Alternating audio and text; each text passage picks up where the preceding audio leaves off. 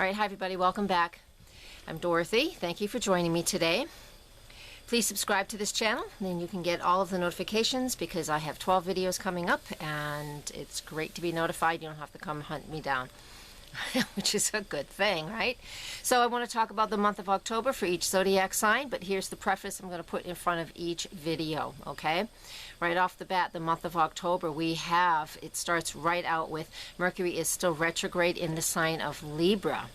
So with it retrograde in Libra, and it has been since September 17th, the energy of this is represented that we're looking for peace, we're looking for harmony, we're looking for balance in our communications with others. And so this is very important for us to really find that in our lives. And you know, when Mercury is retrograde, sometimes we're being made aware of how things are out of balance, especially in the sign of Libra. So keep that in mind, and I'll tell you what house that's in for each zodiac sign when I get to the details coming up next. Mercury's in Libra, but we have the Sun, Venus, Mars, and Jupiter all in the sign of Virgo. So I'm going to focus on that in these video recordings here. There's a ton of stuff in October happening, but I'm going to really focus on the Virgo energy for the most of October. All right, and that means Virgo is all about service to others. It's also about our daily living, our daily health, how we take care of ourselves. I mean, a regular routine of things that we do. It's our work, the work that we go to every day, our co-workers. It's, you know, and it's getting back and forth. And Mercury is the ruler of Virgo as well as Gemini. And with it being retrograde for the beginning of the month and just in a shadow phase for most of the rest of the month of October, you know, communications and paying attention to the details are going to be very important for every single one of us, no matter what your zodiac sign. It just depends on what your zodiac sign is and how you respond to Virgo energy as to how you will work with the month of October. All right, so let me get on to that, and thank you for watching. Again, please subscribe and come to my website as well. There's little boxes. Oh, I probably put them over here. Where is it? There we go. I'll probably put them right over there where you can click right into my website.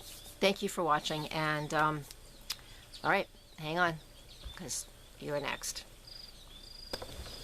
All right, Cancer, this one is for you. So Mercury retrograde starting the beginning of October. It's been retrograde since September 17th, so up until October 9th, it'll be retrograde. And that's in your solar fourth house with Cancer rising.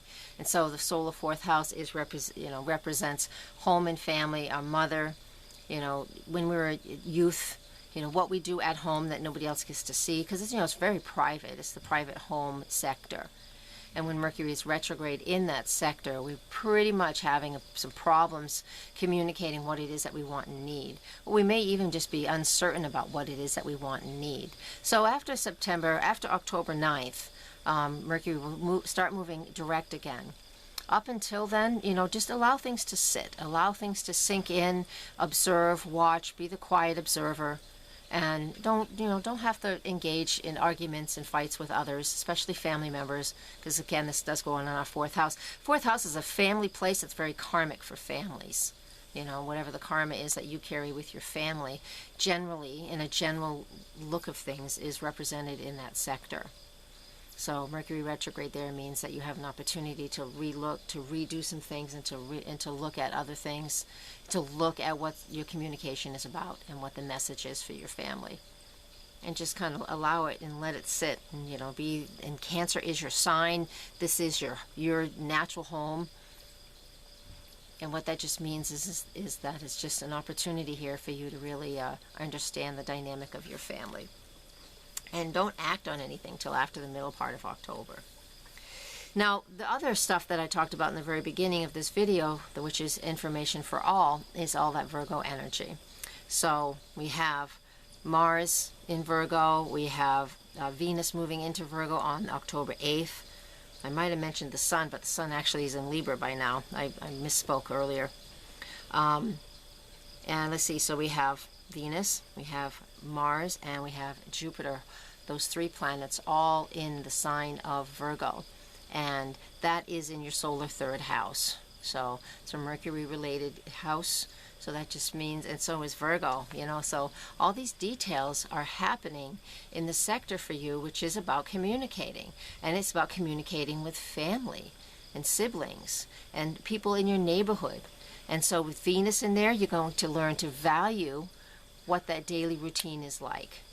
And with Mars in there, Mars is already activating everything, and it's activating it by saying, I want more action, I want more energy, let's get going. But we're feeling very motivated, but we could be stuck in on the details. Jupiter transiting through that third house as well is represented by more is less in a way, because Jupiter wants to expand and Virgo wants less. So we've got to figure out what it is for us. You know, those of you who have Cancer rising. So what does it mean for me to say more is less when it comes to communicating with your siblings, communicating in the neighborhood, driving around your neighborhood? It's just all very local stuff, and it's all about communication. So there's a heavy energy here on communication for you guys. Home and family, since you're a Cancer, and Mercury is in your 4th house for this month, and Libra, and harmony and peace and harmony with family. And then all this Virgo stuff, which is focusing in on our daily routine in regards to, you know, siblings and your neighborhood and your everyday work and what it is that you are doing on a daily basis. So try not to make your list too long. Try to keep that, you know, make a list. That would definitely help out. But try not to make that list too awful long. All right, the new moon, full moon forecasts are separate videos, so go to see those. Subscribe to this channel if you like, please. That way you'll be notified when new things come up. And I'll be always creating a lot of different stuff. So I want you to, if you would please, subscribe to this channel, and also come to my website if you would like more personal information about your own charts, because it really is much more detail oriented than what I can do here for you. And it's eclipse season in September, so I'll have these up before the eclipses. If you want to know what's going on there, you're more than welcome to connect with me for your own private session. So I'm going to leave you with that. Thank you very much. Blessed be. Namaste. Okay, just a quick final note. I am going to be doing a video blog pretty soon, and I would love your questions, so I can do a question and answer video. It will be going mostly straight. I'm going to do it straight through my YouTube channel, not my YouTube channel, through my Facebook channel. So send me your questions.